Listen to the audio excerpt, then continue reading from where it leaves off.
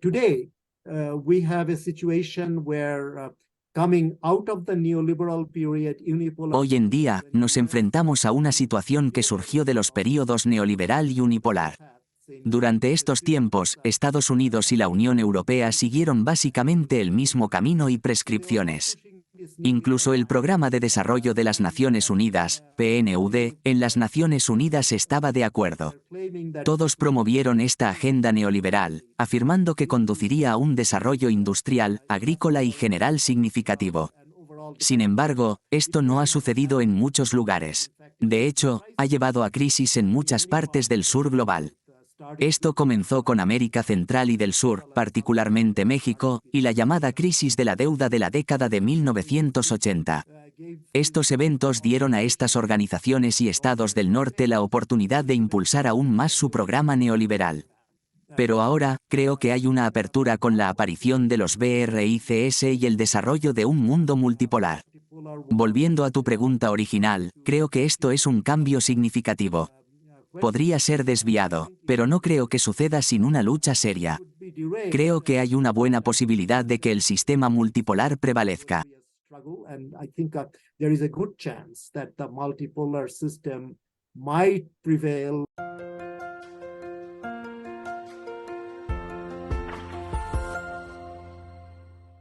Hola a todos. Soy Pascal de Estudios de Neutralidad.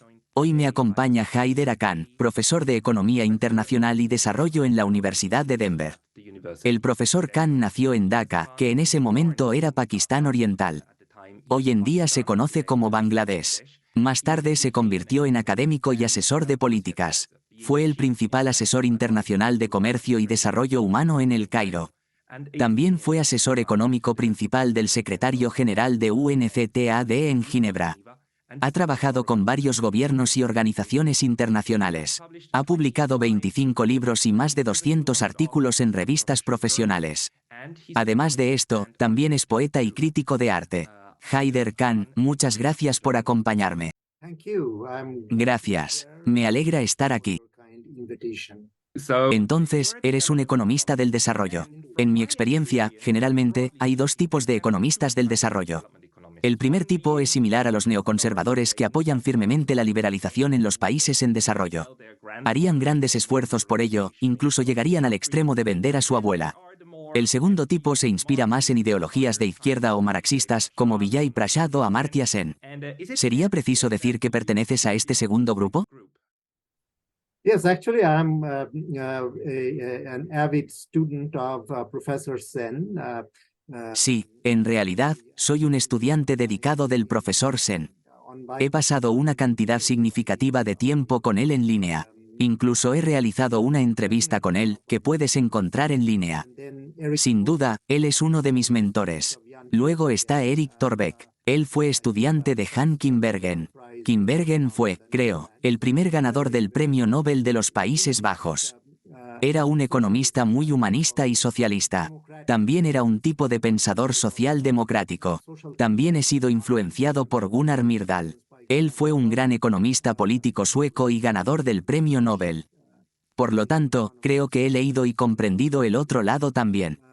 Estoy bien informado sobre sus perspectivas. Hablo en base a lo que sé de ellos. Por lo tanto, creo que puedo ser imparcial.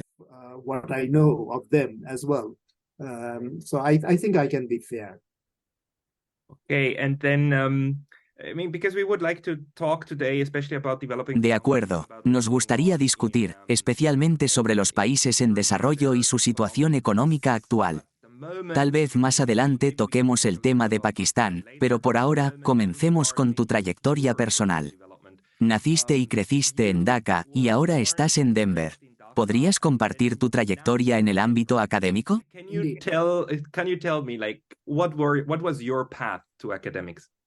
It's a long journey, but I can make it short. El viaje es largo, pero puedo resumirlo.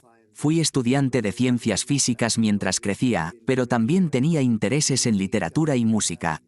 Mi infancia y adolescencia fueron bastante buenas. Sin embargo, cuando llegué al cuarto o quinto grado, ya había una gran agitación en lo que entonces era Pakistán Oriental. Los estudiantes fueron especialmente activos en la revuelta contra la dictadura militar. Algunos fueron muy valientes. De hecho, escribí un libro en inglés que fue publicado el año pasado. En él, describí cómo mi interés por la sociedad y las ciencias sociales creció rápidamente. Esto ocurrió durante el tiempo en que el movimiento por la autonomía de Pakistán Oriental, junto con otras partes de lo que entonces se conocía como Pakistán Occidental, ganaba fuerza. Este movimiento fue liderado por políticos y estudiantes disidentes.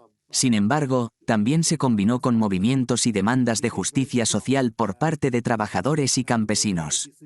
Estos grupos fueron, y en gran medida todavía son, horriblemente explotados. Lamento decir esto.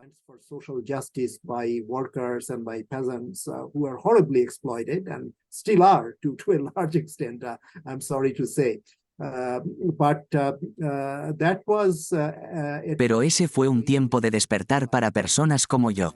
Me llevó por el camino de pensar seriamente sobre la sociedad. Después de la guerra de liberación en Bangladesh, me di cuenta de que varios tipos de desigualdades eran la raíz de estos problemas. Estas desigualdades comenzaban con las económicas, pero no se detenían ahí. Así que decidí estudiar economía además de física y matemáticas, que siempre me han encantado y aún lo hacen. También estudié música y literatura. Tuve la oportunidad de venir a los Estados Unidos a través de un programa llamado el Foro Mundial de la Juventud. And I studied music and literature too. And I had this opportunity to come to the US through a program called World Youth Forum. I met many young men. Conocí a numerosos jóvenes hombres y mujeres de varios países. Muchos de ellos eran muy progresistas y continúan siéndolo, especialmente aquellos del sur global y Europa. Esto incluye a mi amigo alemán, Akin Larish, y a mi amigo italiano, Claudio Travis, quien recientemente se retiró de su carrera en el movimiento sindical. Esta fue una experiencia transformadora para mí y creo que también para todos nosotros. Me inspiró a estudiar economía de manera más seria. Más tarde, cuando asistí a la escuela de posgrado en Cornell, conocí a Eric Torbeck, cuyo nombre ya he mencionado antes. También conocí a otros pensadores progresistas allí. I met Eric Thorbecke, of course, whose name I have mentioned, but I also met other progressive thinkers, and we had to organize, however, our own study groups to study. Tuvimos que organizar nuestros propios grupos de estudio para estudiar economía disidente. Creo que esto nos impulsó hacia un pensamiento más independiente y autoorganización. También me involucré en el movimiento estudiantil y laboral en los Estados Unidos mientras aún era estudiante. Más tarde, Sam se unió como profesor visitante en Cornell. Este fue mi primer encuentro en persona con él. Había leído gran parte de su trabajo antes de eso. Traté de pensar de manera productiva y crítica sobre su trabajo. Tuvimos largas discusiones sobre varios temas. Estas discusiones continúan hasta el día de hoy. And that continues till today. So, and if we now talk about the big picture of development and the world. Ahora vamos a discutir el contexto más amplio del desarrollo y la política global. Entiendo que no solo estás estudiando geopolítica, sino también geoeconomía, ¿verdad? Esto es parte de tu trabajo. Al observar los cambios en el último año, hemos visto la guerra ruso-ucraniana. También hemos visto un progreso significativo dentro de las naciones BRICS y la Organización de Cooperación de Shanghái. Ha habido un intento de alejarse del dólar en muchos países no occidentales.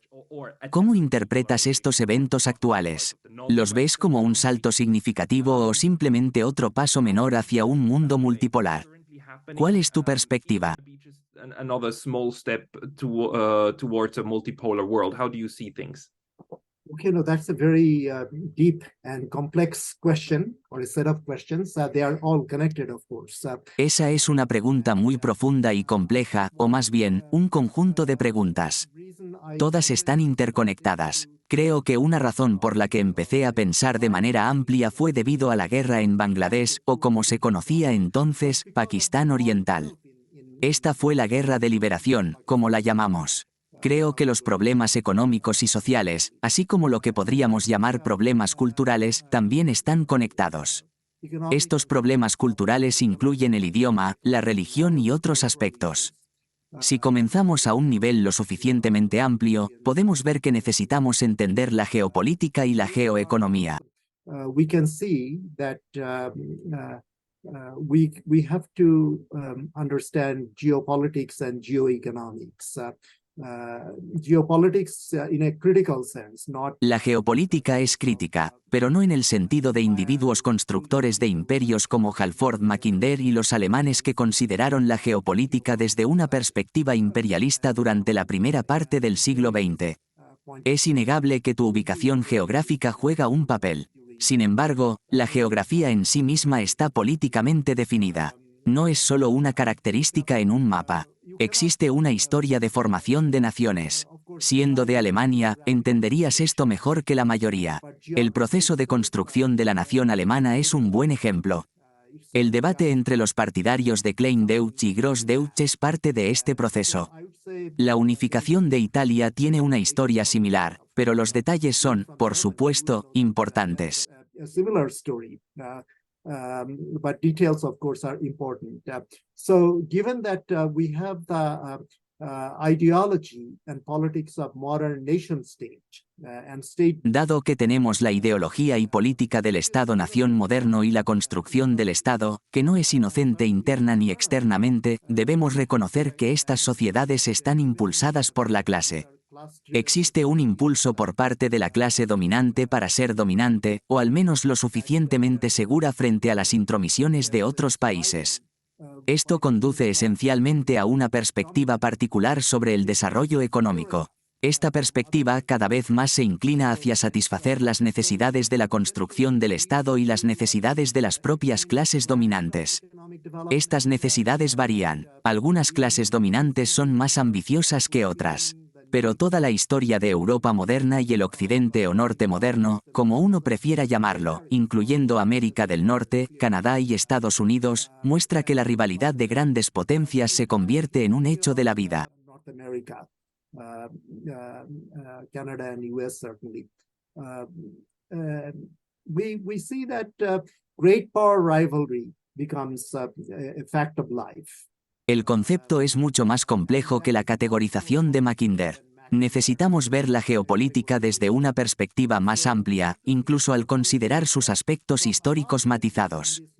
También necesitamos entender a quién ha beneficiado históricamente y a quién está beneficiando actualmente. Ha habido numerosos poetas antimilitaristas, muchos de los cuales son muy respetados. Rest, por ejemplo, tiene un poema muy conocido en el que habla de un general presumiendo de sus tanques y ejército. Sin embargo, el ciudadano cuestiona si todo se puede lograr únicamente a través de la maquinaria. Se preguntan si los seres humanos siempre van a obedecer y seguir órdenes. Esta actitud de cuestionamiento es crucial. También indica la presencia de un espíritu de rebelión. Podemos discutir la geoeconomía después de esto. Spirit of revolt also exists there, and we can come to geoeconomics perhaps after this. Yes, I just want to interject that we are witnessing a moment in time. Sí, solo quiero agregar que estamos viviendo un momento en el que la política internacional parece reflejar el arte. Hubo un famoso cantante alemán en la década de 1990 que cantó 99 globos rojos, una canción sobre la guerra nuclear. Curiosamente, vimos una situación similar en Estados Unidos en febrero con la locura de los globos. Es fascinante cómo los artistas a veces pueden prever el futuro. Solía pensar que era solo una canción, pero resultó ser una predicción. Ahora, si aplicamos esto a nuestro mundo actual, como en 2023, ¿cómo ves la evolución del campo de la economía del desarrollo? ¿Y cómo ves el cambio actual en el equilibrio de poder? Me interesa especialmente la geoeconomía que mencionaste antes.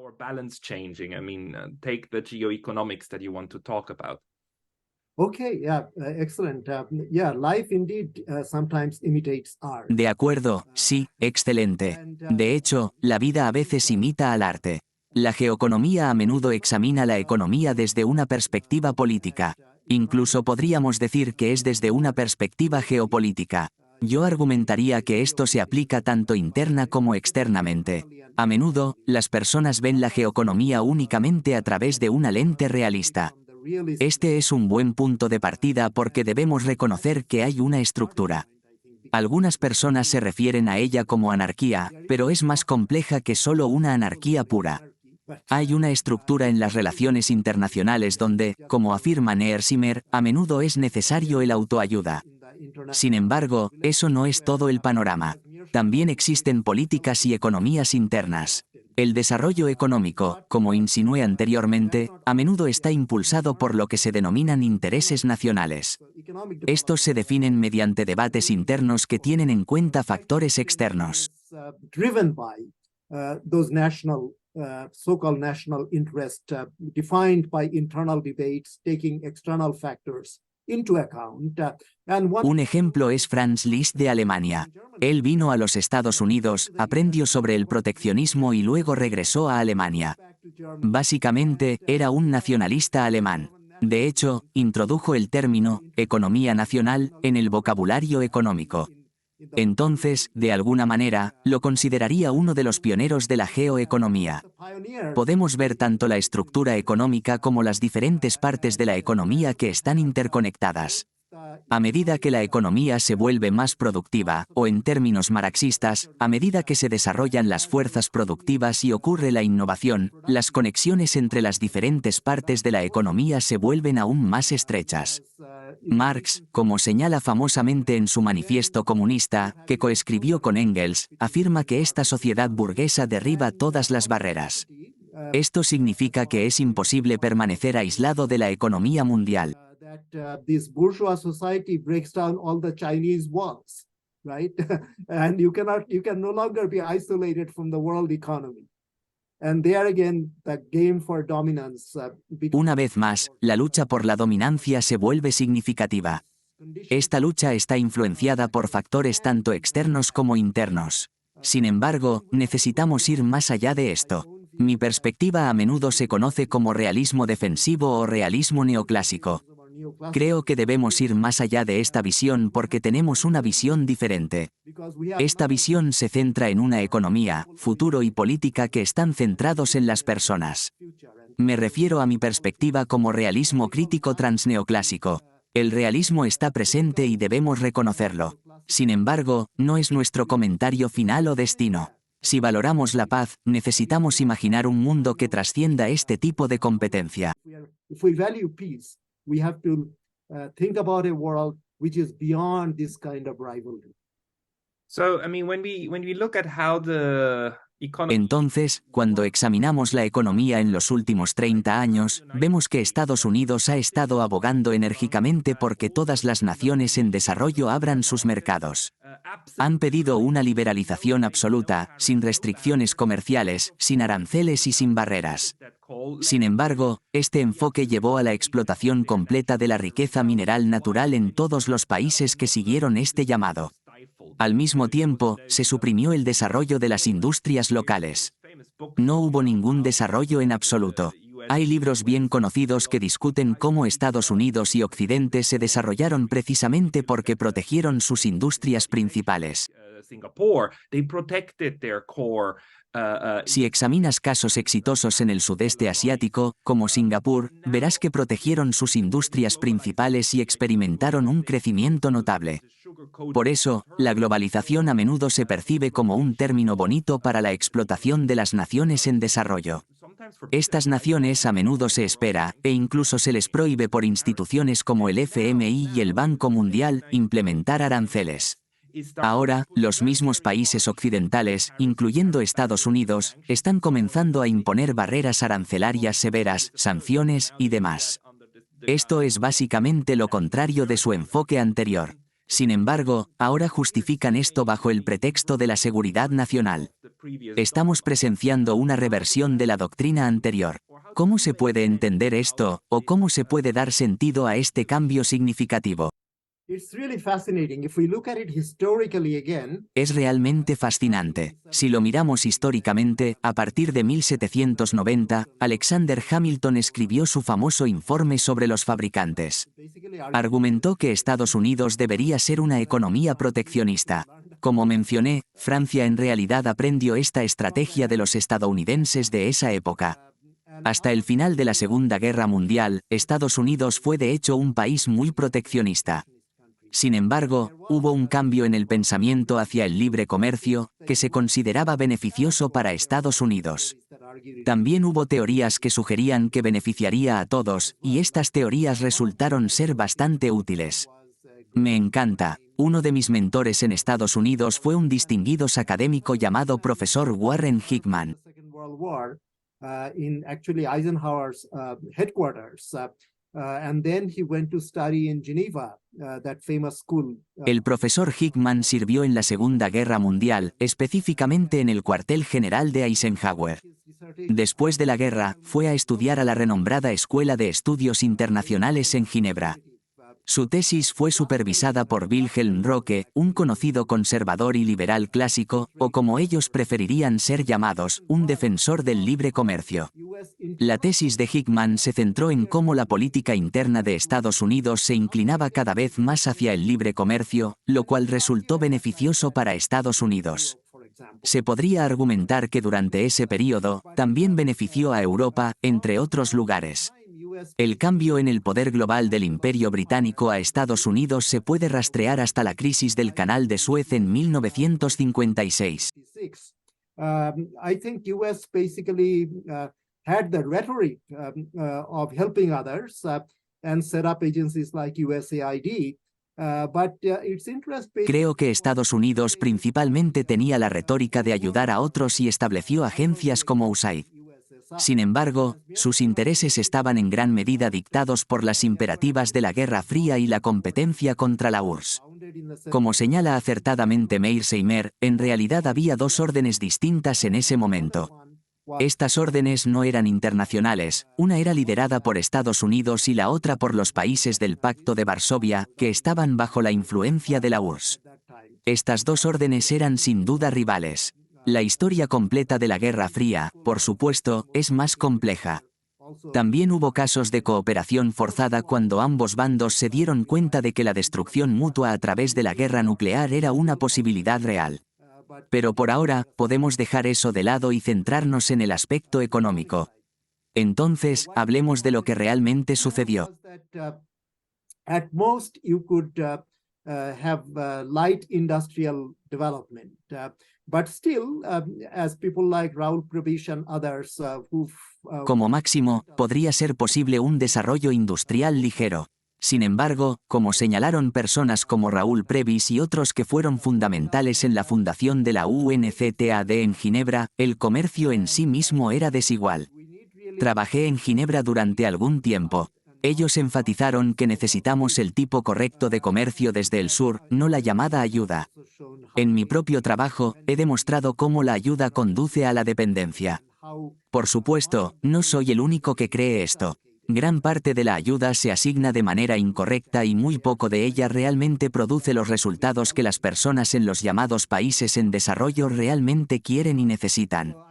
Por lo tanto, creo que es preciso decir que la ayuda y el tipo de división internacional del trabajo que se desarrolló, incluso durante la llamada Edad de Oro del capitalismo de posguerra, hasta mediados de los años 70, esencialmente crearon dependencia.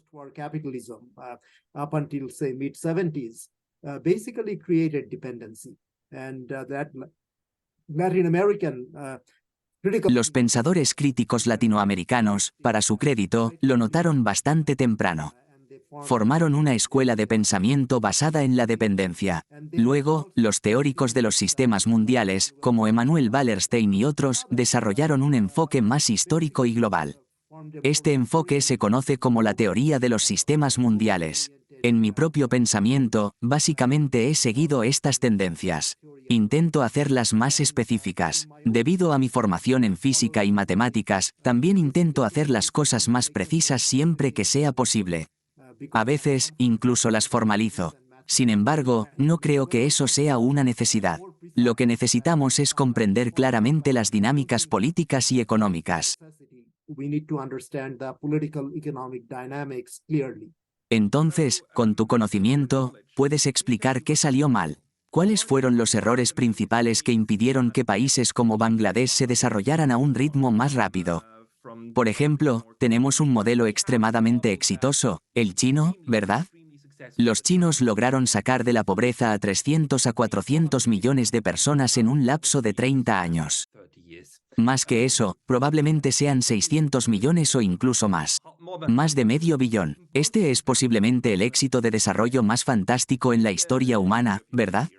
Sin embargo, otras naciones no lograron esto. Si consideramos países como Bangladesh o una gran parte de África subsahariana, no son lo mismo que eran en el pasado.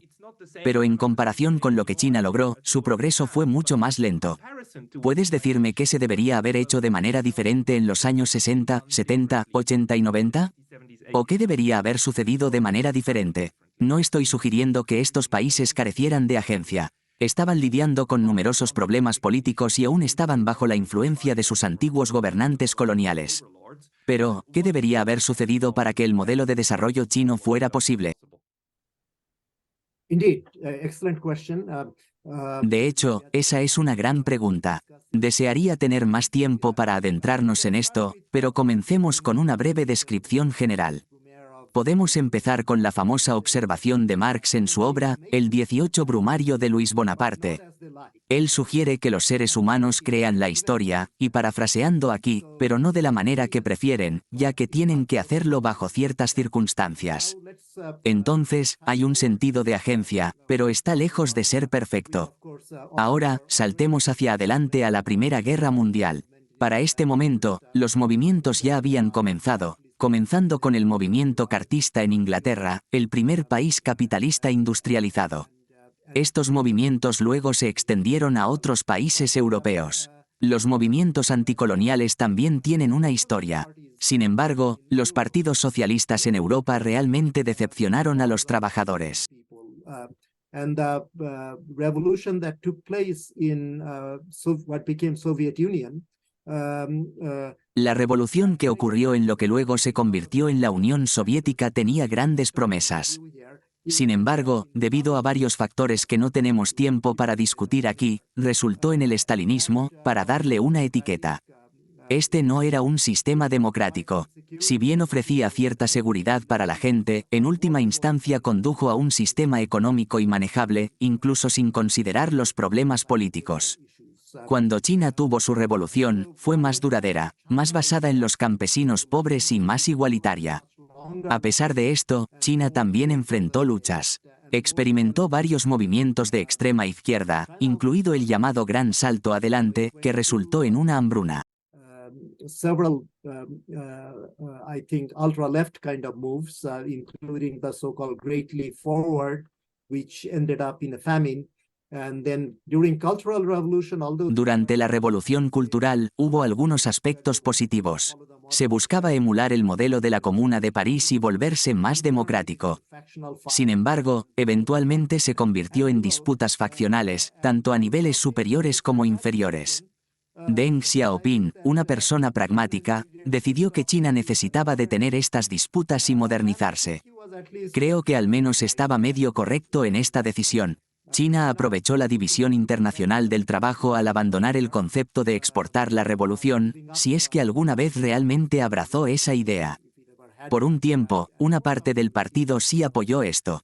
Pragmáticamente cambiaron su enfoque a exportar bienes y adquirir la mayor cantidad de tecnología extranjera posible. Sin embargo, es innegable que junto con el aumento del PIB per cápita y la productividad, China también se vio obligada a explotar más a su propia población campesina y trabajadora.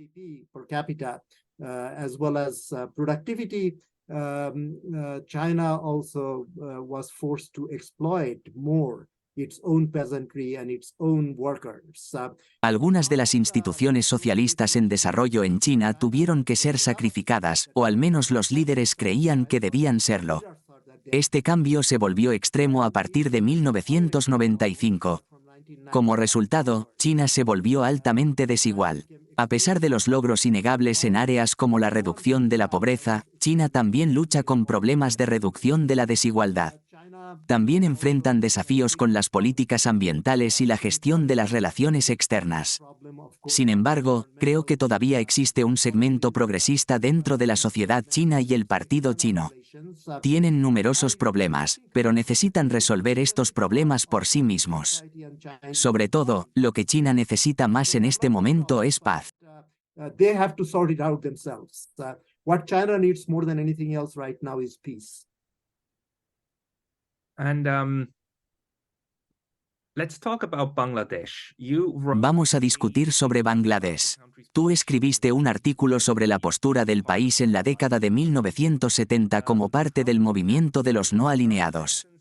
¿Cómo resultó eso? ¿Cuáles son las lecciones aprendidas y crees que Bangladesh podría estar considerando la no alineación nuevamente ahora? Me gustaría centrarme en un párrafo específico que escribiste. Lo leeré desde tu conclusión. Escribiste, al promover la paz y la no alineación para establecer un camino de desarrollo equitativo para el sur global, Bangabandhu propuso un método para que el mundo postcolonial progrese. Esto implicaba utilizar de manera óptima sus recursos naturales y humanos. Esta estrategia sigue siendo el mejor enfoque para un desarrollo auténtico. ¿Podrías ampliar esto y su relevancia hoy en día? Sure. Well, actually, of course, the non-aligned movement started in a way in Europe. Claro. Bueno, en realidad, el movimiento de los no alineados comenzó inicialmente en Europa con Yugoslavia, bajo Tito. Luego se trasladó a India e Indonesia. China también lo encontró como una propuesta atractiva. La visión de Bandung ha sido discutida recientemente en detalle por Vijay Prashad. Él es un historiador experto y puedes consultarle para obtener más información. En el aspecto económico, encontrar el equilibrio adecuado entre el mercado y el Estado ha sido históricamente desafiante. Es difícil determinar qué parte debería ser planificada y qué parte debería dejarse a las iniciativas de las personas. Sin embargo, creo que la idea que sigue el equipo de China es fundamentalmente sólida. Ellos creen que las alturas del mando de la economía deberían estar bajo el control de la gobernanza popular. Esto significa que las corporaciones multinacionales extranjeras, los poderes extranjeros o las grandes empresas privadas nacionales no deberían tener control. Big business, big private business domestically, that is quite sound. But I think China has shown us both USSR and China, former USSR China, they showed. Creo que China y la antigua URSS han demostrado que una economía centralizada y dirigida por el Estado no es un método práctico para desarrollar una sociedad moderna y productiva. Este tipo de economía no solo debería producir equipamiento militar, sino también satisfacer las necesidades de la gente. Por lo tanto, creo que necesitamos una mezcla de modelos económicos. Hoy en día, tenemos un modelo mejor disponible. Sin embargo, países como Bangladesh enfrentan problemas. El régimen que mencioné, que estuvo en vigor aproximadamente desde 1972 hasta 1975, tenía un gran potencial. Desafortunadamente, fue socavado por una combinación de factores internos y externos. Esto llevó al brutal asesinato de una de las figuras clave y fundadores de Bangladesh, Sheikh Mujibur Rahman, junto con la mayoría de su familia. Lights and one of the founders of Bangladesh, Sheikh Mujibur Rahman, and almost his entire family. His eldest daughter. Su hija mayor, Sheikh Hasina, es ahora la primera ministra. Ella y su hermana sobrevivieron porque estaban en el extranjero en ese momento. Específicamente, estaban en Alemania con el esposo de Sheikh Hasina, quien era físico. Estaban en la ciudad alemana de Karlsruhe. Si no hubieran estado en el extranjero, también habrían sido asesinadas. Desde entonces, ha habido un cambio hacia la política neoliberal de derecha. Esto ha afectado al país social y económicamente. Este cambio ha llevado a un desarrollo desorganizado, especialmente en infraestructura. La propiedad privada también fue aceptada sin cuestionamientos. Una parte significativa de la riqueza del país, que ya era limitada, fue enviada al extranjero. Esta riqueza sigue en el extranjero hasta el día de hoy. Por lo tanto, Bangladesh ha enfrentado desafíos desde 1975. Went abroad, and they still are abroad. So I think Bangladesh had been struggling since. Ocurrieron numerosos errores incluso en los 3 años que describí. Los señalé en mi trabajo, de manera objetiva. Sin embargo, creo que en general las cosas iban en la dirección correcta. Desde entonces, incluso con la reintroducción de la democracia parlamentaria, que considero un desarrollo positivo, no es una solución milagrosa. Después de todo, la democracia parlamentaria es un tipo de democracia. Mucho depende de los parlamentarios. ¿A quiénes representan en la sociedad? ¿Qué intereses sirven? ¿Cómo se abordan estos intereses? He escrito extensamente sobre estos temas en otros lugares, al igual que otros. Si he logrado ver un poco más lejos, es solo porque estoy metafóricamente parado sobre los hombros de gigantes. Por lo tanto, nunca podré realmente pagar mi deuda con ellos. So my debt to them cannot be really ever repaid. I think today we have a situation where Creo que actualmente nos encontramos en una situación en la que, después de los períodos neoliberales y unipolares, Estados Unidos y la Unión Europea han seguido básicamente el mismo camino y las mismas prescripciones. Esto también fue el caso del PNUD en las Naciones Unidas. Todos promovieron esta agenda neoliberal, afirmando que conduciría a un desarrollo industrial, agrícola y general significativo. Sin embargo, esto no ha sucedido en muchos lugares. De hecho, ha llevado a crisis en muchas partes del sur global, comenzando por América Central y del Sur, y México. Esto comenzó con la llamada crisis de la deuda de los años 80, que permitió a estas organizaciones y estados del norte impulsar aún más su programa neoliberal. Pero ahora, creo que hay una oportunidad con estas economías emergentes, el mundo multipolar que se está desarrollando. Volviendo a tu pregunta original, creo que esto es un cambio importante. The multipolar world that is developing, and to go back to your original question, I think it is a major shift. It could be derailed, but La situación podría ser interrumpida, pero no creo que colapse sin una lucha significativa. También creo que existe una fuerte posibilidad de que el sistema multipolar pueda tener éxito. Sin embargo, si Estados Unidos provoca una guerra con China, su preferencia real sería incitar una guerra entre China y los países del este asiático. Esto se evidencia en el rearme de Japón. Has resaltado correctamente las contradicciones entre el artículo 9 de Japón y la nueva estrategia de seguridad. Esta estrategia puede interpretarse de diversas formas, desde una postura agresiva hasta una más enfocada en la defensa. En última instancia, la política dentro de los países, a nivel regional y entre Estados Unidos, Europa y otras regiones del mundo, dictará la dirección que países como Japón tomarán. Siempre habrá personas que puedan interpretar los documentos según sus puntos de vista. then there will always be people who can interpret the documents accordingly. But so do you think that in a more multipolar world, Entonces, ¿crees que en un mundo más multipolar veremos más libre comercio o más proteccionismo? ¿O es esta diferenciación incorrecta? Consideremos nuevamente a Bangladesh. En un mundo verdaderamente multipolar donde India, China, Rusia, Estados Unidos y tal vez Japón sean las principales potencias comerciales, ¿podrá Bangladesh evolucionar más allá de ser solo la fábrica de ropa del mundo y desarrollar otras industrias? ¿O se volverá más complicado porque los otros países podrían decir, no vas a hacer eso, solo haces camisetas? complicated because all the others will say like you're not going to do that, you just make t-shirts? I think the latter, of course, is preferable, where you have overall. Creo que es preferible lo último, donde haya una comprensión integral de la economía. Esto significa no limitarse solo a los cultivos agrícolas, o peor aún, a los cultivos comerciales. En la industria, no se trata solo de prendas de vestir o alguna industria ligera de manufactura. Sin embargo, pienso que los países pequeños siempre están en desventaja. Esto se debe a que parten de una base muy pequeña y, debido al colonialismo y la opresión de clases, a menudo tienen una economía mal estructurada o desequilibrada. No hay un equilibrio entre los diferentes sectores. Volviendo al tema del comercio, creo que un cierto grado de apertura es beneficioso, siempre y cuando no sea demasiado desequilibrado. Coming back to the trade question, I think openness to some extent, of course, is welcome if it is not too asymmetric.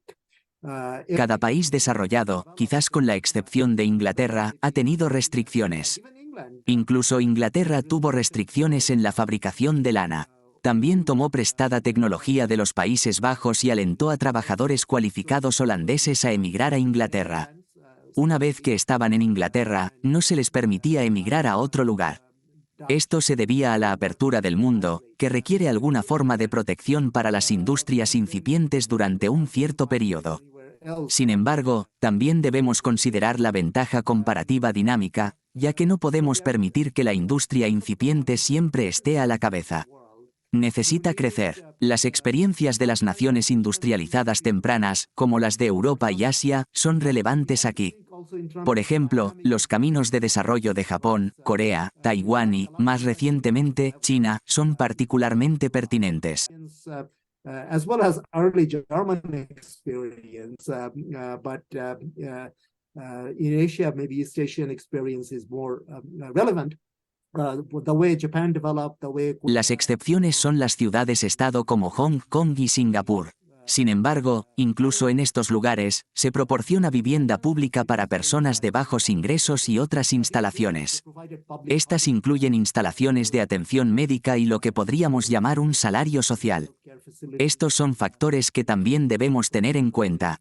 Los seres humanos no pueden ser productivos si no tienen buena salud o acceso a instalaciones educativas y de capacitación de calidad. Por lo tanto, creo que debemos tener en cuenta todos estos factores.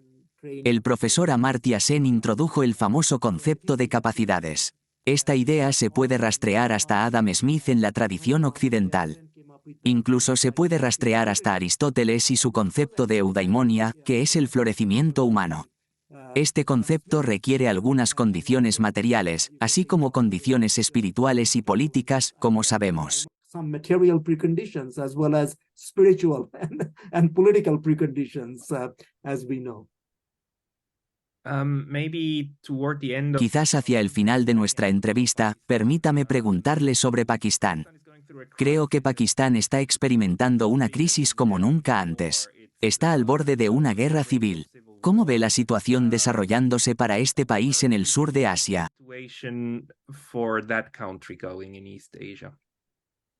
Pakistan was a problematic country right from the beginning, and that was shown when East Pakistan. Pakistán ha sido un país desafiante desde su creación. Esto fue evidente cuando Pakistán Oriental sintió la necesidad de separarse de Pakistán. Sin embargo, incluso en su estado actual, Pakistán es hogar de muchos grupos étnicos y lingüísticos diversos. Estos grupos están principalmente dominados por empresarios adinerados que trabajan en colusión con el ejército, especialmente los rangos superiores. Dos regiones en Pakistán, Baluchistán y la provincia de la frontera del noroeste, NWFP, han sentido consistentemente opresión y trato injusto. Estas áreas han sido epicentros de numerosas actividades disidentes, incluyendo rebeliones ocasionales. Parece que una táctica que las clases gobernantes han empleado para mantener la unidad en Pakistán es inculcar el miedo a la India. People from ruling classes have used to keep Pakistan together is the fear of India and religiosity, using religion. La religiosidad y el uso de la religión como ideología también eran prevalentes en Pakistán Oriental. Sin embargo, en la década de 1960, este enfoque se volvió menos efectivo hasta que dejó de ser viable. En cuanto a Pakistán Occidental, no estoy seguro y no puedo predecir con confianza lo que podría suceder. Actualmente, la principal oposición al ejército está liderada por el exjugador de cricket, Imran Khan. Parece ser una persona muy decente en muchos aspectos. Como entusiasta del cricket, definitivamente soy fan de Imran Khan. Está intentando utilizar una versión del Islam que, según mi limitado estudio, parece ser una forma más progresista y orientada a la justicia del Islam. Esta forma de Islam tiene precedentes históricos.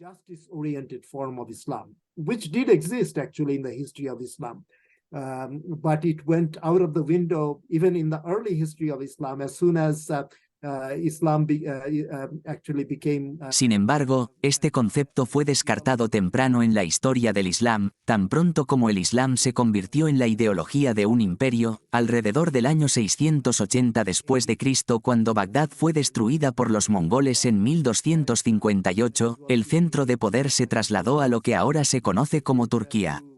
Inicialmente, fue el Imperio Turco Selyuk, seguido por el Imperio Otomano. La extensa historia del Islam no me da muchas esperanzas de que pueda evolucionar hacia un sistema político democrático regional o al menos asociativo que parecía haber existido en el pasado. Sin embargo, este sistema existió en un tipo de formación social muy diferente históricamente. Por lo tanto, creo que Pakistán enfrentará numerosos desafíos políticos y otros, desafortunadamente. Incluso podría haber un aumento de la violencia en el futuro. So I think Pakistan will face a lot of political and other types of crises, unfortunately. En un futuro cercano, les deseo lo mejor a esas personas. Puedo hablar algunos de sus idiomas. Hay muchas personas excelentes y progresistas en Pakistán. Siempre han estado ahí. En mi libro reciente, dediqué un capítulo a estos individuos progresistas de lo que ahora se conoce como Pakistán. Espero que puedan formar un movimiento político y una coalición. Esto podría llevar a una formación social más justa. No creo que crear más países resuelva el problema. No es una solución mágica. A menudo es un signo de desesperación. Hay muchas otras cosas que deben hacerse. Discuto esto en mi artículo sobre Bangladesh, que mencionaste. También he escrito otros artículos que tratan temas específicos. Estos incluyen el tema de la pobreza y la desigualdad. Other more specific papers dealing with specific issues, including issue of poverty and inequality. But first of all, Pakistan really needs to have a civilian. En primer lugar, Pakistán necesita urgentemente un gobierno civil que sea responsable. Sin esto, incluso si se proporciona ayuda financiera o se promueve el comercio, podría contribuir al crecimiento del PIB. Podría aumentar el PIB potencialmente, aunque de manera modesta. Sin embargo, los beneficios de este crecimiento no se distribuirán mucho más allá de los estratos superiores de la sociedad. Este grupo básicamente traslada la riqueza desde Pakistán hacia lugares más seguros en el extranjero. Siempre que se enfrentan a problemas, tienden a huir.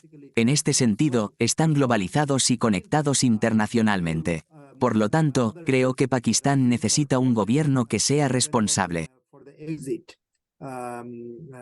And they are, in that sense, they are globalized. They are internationally connected. So I think Pakistan needs an accountable government. It doesn't have. La situación no necesita ser perfecta, pero debe ser responsable ante el pueblo. También debe haber líderes que posean un sentido de responsabilidad hacia el país, el pueblo y un cierto grado de justicia. Siguiendo esto, es importante destacar que Pakistán tiene muchos economistas excelentes. Un gran número de ellos se encuentran en el extranjero. Algunos han recibido su educación en las mismas instituciones que personas como yo. Tienen una gran cantidad de buenas ideas, incluyendo sugerencias sobre qué tipos de exportaciones fomentar, cómo mejorar la balanza comercial y de pagos, y cómo seguir un camino de desarrollo más equilibrado. Por lo tanto, Pakistán ciertamente no carece de capacidad intelectual en este nivel. Creo que lo que necesita es un cierto grado de voluntad política. I think what it needs is some modicum of political will. Okay, and now... De acuerdo. Ahora, hacia el final, mencionaste que te gustaría concluir la entrevista con una sonata. Específicamente, una sonata antiguerra. Entonces, Aida, ¿podrías por favor tocar tu sonata para nosotros? No, thank you.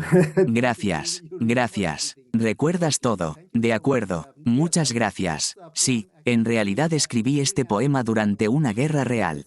Así que no es un ejercicio de poesía abstracta o expresionismo abstracto. De acuerdo.